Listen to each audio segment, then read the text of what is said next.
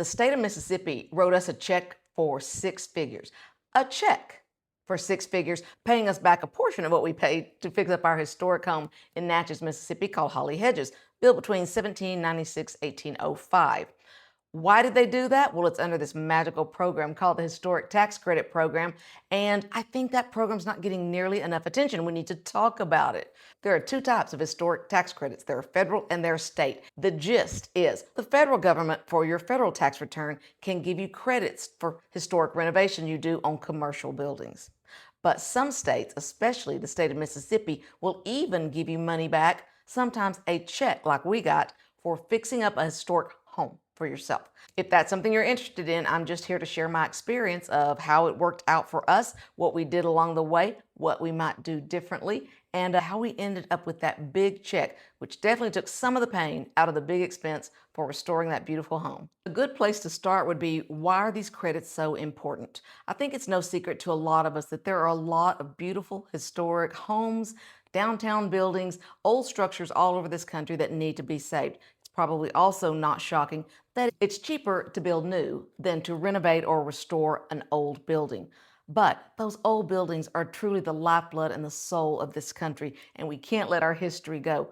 But it's expensive, so anything we can do to cut down the cost and make it a viable option instead of just building new should be looked at. Wes and I bought Holly Hedges in 2021 in April, and we didn't get to move into a finished home until December of 2023. So over 2 years worth of work. And when we bought it, we thought, well, let's pick this one because it doesn't need much work. It's in such great shape. Isn't that the story of our lives? So of course we had the inspection report, but until you really get in there and go, okay, well, let's just fix this one thing. And then it's like peeling an onion, and then another layer goes, well, if we're already in there, it's going to be more efficient to go ahead and fix this, and then this, and then this. And then you go, well, let's just get a construction loan and move all our stuff out and do it right. So that's what we ended up doing, and it turned into a major project, a very expensive project, but one that we love with all our heart and soul. I want to keep coming back to the point of the way we did it versus the way most people should do it. We basically made the decisions we wanted to make for our home and did them always with the eye toward keeping as much history as we could, but anything that was not functional was rotten. And you find a lot of rotted joists and things when you're going into this kind of work, had to be updated for modern times. So we thought it was most important to do what we thought was best for the home. Then we'd already been hearing about historic tax credits, and we thought the chips are going to have to fall where they may. However, for some people, I understand that they won't take on the project at all without the credits. It's going to be a lot more important if that's you, that you get with your local historic society and start getting guidance from them. States have what is usually known as a State Historic Preservation Office, a SHPO, SHPO, and they really will guide you in what you need to do to see if you can even get the credit. Because the worst thing would be to assume you can get them, just go for it and just do all the things you want, and then at the end not get them, because there are a lot of ways to mess this up, guys. I do not mean to come on here and imply in any way that this is easy. And I want you to understand, I am an attorney, but I'm not giving legal advice. I'm giving regular Joe advice of someone who did it.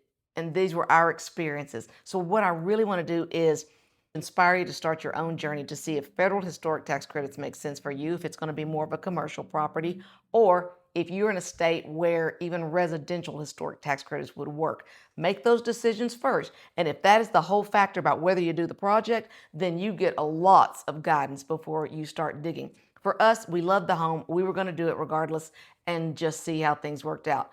We were fortunate in the end that things worked out very, very well. That's one reason it's taken me so long to make this video. I thought it'd be a lot better video if I can say we actually got a lot of money in tax credits in a check, or we can say, man, we blew it, and don't blow it like we did. So if it matters to you, get that advice early on.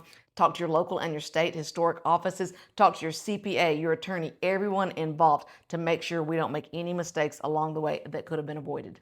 When it comes to historic tax credits, we're going to be talking a lot about QREs, Qualified Rehabilitation Expenses. So you can't just spend anything and expect to get it back. As you could imagine, certain things count, certain things don't.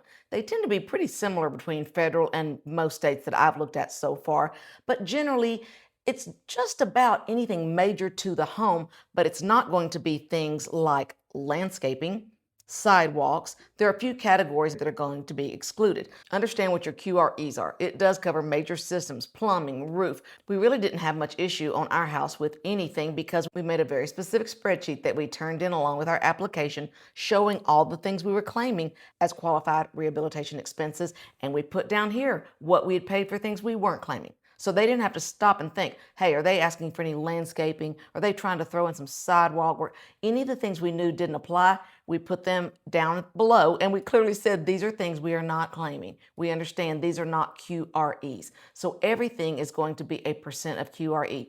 Under the federal historic tax credit, they're looking to give you 20% of your QRE expenditure. Different states are different. In Mississippi, it's 25% of the QRE, but we'll talk more about that later because Mississippi just does everything right, in my opinion, when it comes to historic tax credit, and they make it all so much easier. But understand that some things qualify, some things don't. Understand what are QREs before you start writing those checks. I'll show you a little example here of just how detailed we were on this thing. I will save you the spent column because I don't want to scare you off forever in buying old homes. But we broke down things with the help of our contractor, the bills he had given us.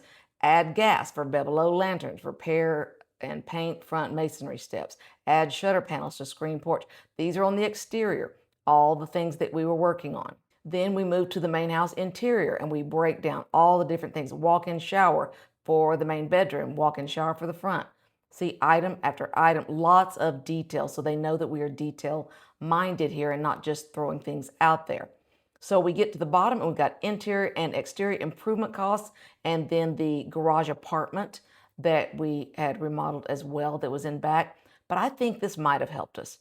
I actually put on purpose items I don't think are covered and did not include here. Converting the fireplaces to gas, kitchen cabinet allowance, and that was a big one. But I was like, I don't think from what I'm reading, do your homework on what is a QRE and what is not. Because if you can go in there with integrity and trustworthiness that you're already saying, these are things I didn't count because I don't think these are allowable. So I'm sure they took our application a little more seriously. Cabinetry is very expensive, and yet when I was doing my research, it appeared that it wouldn't count, so I didn't count it. Appliances, kitchen appliances and fixtures, the vent hood, bathroom vanities, fire extinguishers, labor to install those kitchen appliances. It was very important to me to show them a detail of here's what we're claiming and here's what we're not. And I guess it worked out because we got, again, a six-figure check from the state of Mississippi. So lots more good stuff to come on exactly how we did that. So what's so great about state historic tax credits, and particularly the great state of Mississippi? Everyone always brags on, if you Google what is the best state for state tax credits, and they're always bringing up Texas. Texas, yes, but Texas follows the federal lead in two ways. Number one, has to be income producing. Number two, you have to spend a full 100%. So that takes a lot of us just out of the game. But as of my last check, there are 39 states with programs in place for historic tax credits, and they are all vastly different, so you really have to do your specific research. But let's talk a little bit about what makes Mississippi so special. Let's take the somewhat exciting case first, and then we'll do the really good one. So remember we talked about you have to spend 100% of those qualified rehabilitation expenses, QREs, under the federal program to get any of it back. Well, Mississippi goes you one better and says, we're good with 50%. So if you've got that $1.1 million building, we keep using it as an example, 100,000 was the lot, we're gonna just say your basis is $1 million. The federal or the state of Texas will make you spend another $1 million in improvements because they never pay you based on what you paid for it. They pay you a part of the improvements back as credits. So both the federal and the state of Texas would make you spend another $1 million.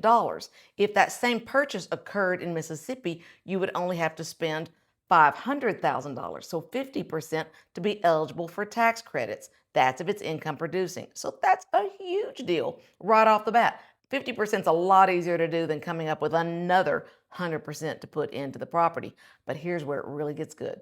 Mississippi does not require it to be income producing. It can be your personal home. And the minimum outlay of QRE for a personal home is $5,000. Now, $5,000 isn't going to get you a whole lot back, but at least what they're saying is the barrier to entry is low. Mississippi gives not 20% back in credits, they give 25% back in credits. So if you spend at least $5,000 on fixing up the property with QRE, then you can apply and get some portion, 25% of that back in tax credits toward your Mississippi state income tax. Now, let's say you go, but I don't make income in Mississippi. I just rather have the cash back. Mississippi is one of the few states that will also give a rebate. So they will give you 75% of 25% in a check. So that's what we did. So 75% of 25% is 18.75% of your QRE given back to you in the form of a check. That is pretty incredible. That's the game changer. So let's say, since it's a home, let's say you spent $550,000 for our simple example. $50,000 was the lot. $500,000 we're going to say is your basis. So if it's a personal home, I don't have to spend any certain amount as long as I hit at least $5,000. Let's say we spend $100,000. Let's say we take out a home improvement loan for $100,000 on top of the $500,000 we're using to buy the house. So the $100,000, if Mississippi gives us 25% of that back, that's going to be $25,000 in a state income tax credit, not federal, state income tax. But if I don't want that and I want the 75% of the 25% or 18.75 of that 100,000, they will write me a check for $18,750. Assuming I qualify and I jump through all the hoops, I got that back in a check. And that's what we did. We got 18.75% of all the QRE that we spent on our personal home in Mississippi written to us in the form of a check. I dare you to find me another state that is that good. And if there is one, I would love to know about it. So y'all let me know in the comments. If you really need to maximize the historic tax credits because you want to buy, let's say, a commercial building, you can do really well there because now you're going to be able to layer. Because remember, federal always requires that it be income producing. So let's say that you looked in Natchez, Mississippi, and you have found a building on Main Street that you can rent out to tenants, clearly an income producing property. So from the get-go, we're going to go after those federal tax credits that require income producing. Now remember, federal requires you to spend your full basis again. So let's take our example where we have a $550,000 building, $50,000 is the lot. We're going to say our basis is $500,000. Federal is going to require you to spend another $500,000. So we got the $500,000 spent. Now, the federal government will give you 20% of that, $100,000, in tax credits over the next 5 years. So $40,000 per year to use against your personal tax return. Whenever you get that tax bill from your CPA, you got this little credit you can use. But if you want to really get some big numbers, let's say you want to get the Mississippi credit on top. Now, Mississippi would have only required you to spend half of your basis, so $250. But if you want to stack and get federal, they've already required you spend $500. So in this example, you've spent $500. So we've got our $100,000 in tax credits because of spending it with federal. Now, state of Mississippi is going to give us 25% of that $500,000 in improvements, never based on the acquisition of the original building, but the improvements. So 25% of $500,000 is $125,000. So you're looking at $225,000 in tax credits. Or you can say, I don't make that much in Mississippi. It might take a while. I live out of state. I'm going to take my federal tax credit and I want a rebate here. So we know that instead of the 25%, you can elect to receive 75% of 25%, which is 18.75%. So that amount in a check from the state of Mississippi would be $93,750. So literally buying a $550,000 building in this example, putting $500,000 in fixing it up, you could walk out of this deal with $100,000 in a 5-year tax credit for your federal taxes, plus a check for almost $94,000. That is a real game changer when you start penciling on whether what it brings in rent, what you can do with the building, does it make sense? It makes a lot more sense when you got $100,000 in tax credits and $93,000, $94,000 in your pocket to go back to pay down the loan or to use as you see fit for the building. So you can see there is real power in layering. Just remember, this is for income producing properties, not for your primary home.